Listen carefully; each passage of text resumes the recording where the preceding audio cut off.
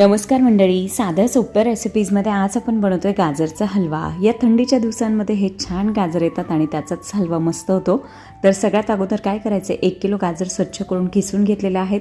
कढई तापत ठेवली, त्यामध्ये 2 चमचे साजूक तूप घातलेले आहे। 125 ग्रॅम मी इथे खवा घालणार आहे, म्हणजेच अर्धा पाव। त्यामध्ये 1 कप दूध घालायचं आहे नॉर्मल टेम्परेचरचं आणि किसून घेतलेलं गाजर ॲड करूया। व्यवस्थित सगळं परतून घ्यानंतर त्यामध्ये साखर घालायची आहे। मी इथे 5 ते 6 चमचे म्हणजेच 125 ग्रॅम साखर ॲड करते, तुम्ही तुमच्या आवडीनुसार ॲड करू शकता। सगळं छान परतत राहायचं आहे 15 ते 20 मिनिटासाठी। तुम्ही बघू शकता गाजर छान मऊ झालेलं आहे आणि रंगसुद्धा बदललेला आहे।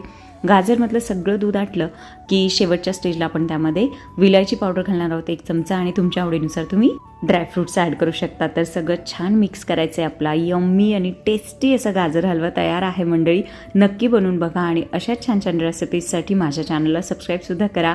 Thank you so much, bye.